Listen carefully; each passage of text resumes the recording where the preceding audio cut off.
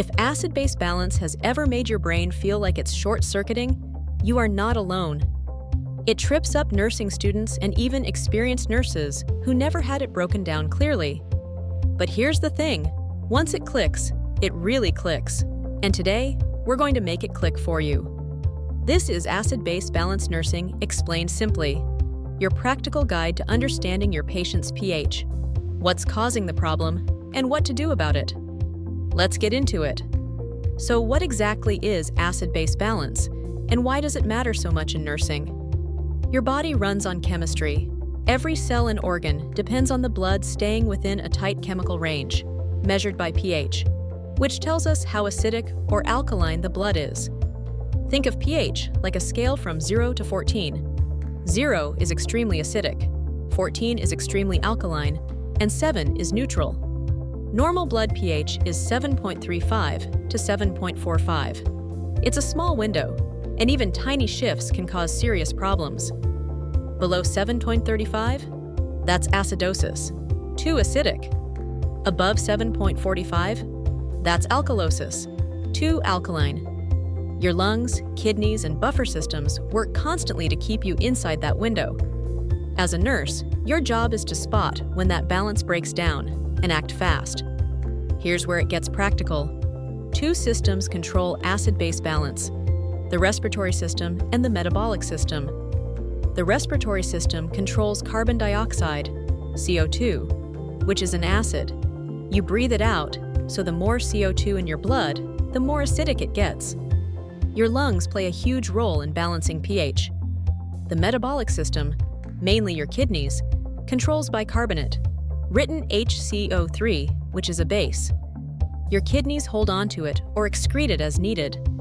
So when something goes wrong, the imbalance is one of four things: respiratory acidosis, too much CO2 building up; respiratory alkalosis, too much CO2 blown off; metabolic acidosis, bicarbonate too low or acids building up; metabolic alkalosis, bicarbonate too high.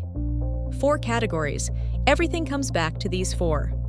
Let's walk through each one with real clinical examples. Respiratory acidosis, pH low, CO2 high. Picture a patient who isn't breathing well, COPD, a drug overdose, or heavy sedation after surgery. They're not exhaling enough CO2, so it builds up and the blood turns acidic. Watch for slow or shallow breathing, confusion, headache, and drowsiness. Respiratory alkalosis, pH high, CO2 low. This happens when a patient breathes too fast, hyperventilating. Common causes are anxiety, pain, fever, or early sepsis. Signs include tingling fingers, lightheadedness, and muscle cramps. Metabolic acidosis, pH low, bicarbonate low. Very common in practice. Causes include diabetic ketoacidosis, DKA, kidney failure, severe diarrhea, or lactic acidosis from sepsis. In DKA, the body burns fat and produces ketones, acids, that use up bicarbonate.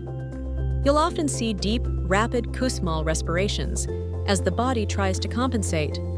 Signs: nausea, vomiting, weakness, fruity breath, and altered mental status. Metabolic alkalosis, pH high, bicarbonate high. Think vomiting or nasogastric suctioning that loses stomach acid, too many antacids, or diuretics. Signs: muscle twitching, weakness, nausea, and in severe cases, arrhythmias.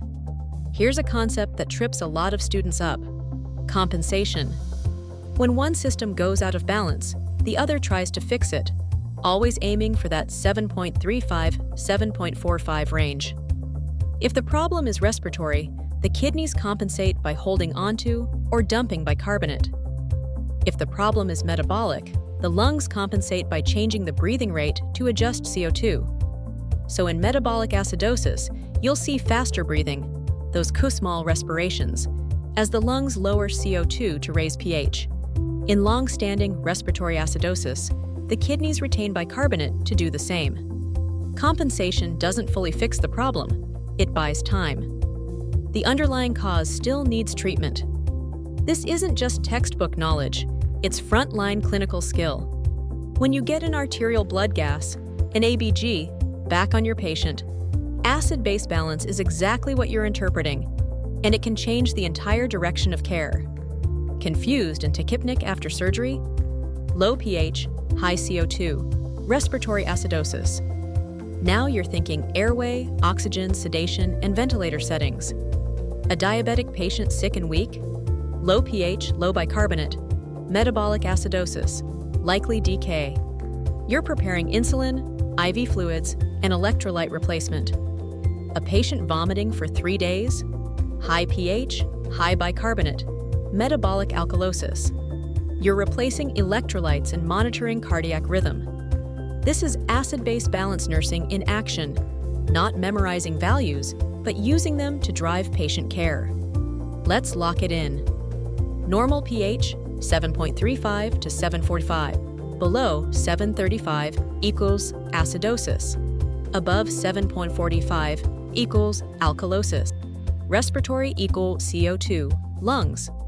Metabolic equals bicarbonate, kidneys. Respiratory acidosis, high CO2, COPD, overdose. Respiratory alkalosis, low CO2. Anxiety, fever, pain. Metabolic acidosis, low bicarbonate, DKA, kidney failure, diarrhea. Metabolic alkalosis, high bicarbonate, vomiting, diuretics, antacids. Compensation equals the other system corrects the imbalance. Acid-base balance doesn't have to be the topic that makes you close your textbook. With the right foundation, it becomes one of the most satisfying things to understand in nursing, because you can literally see it save lives.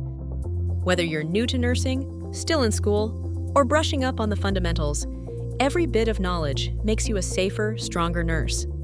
If this helped, hit like and subscribe for more nursing education, and drop a comment telling us which of the 4 types gave you the most trouble. Keep learning. You've got this.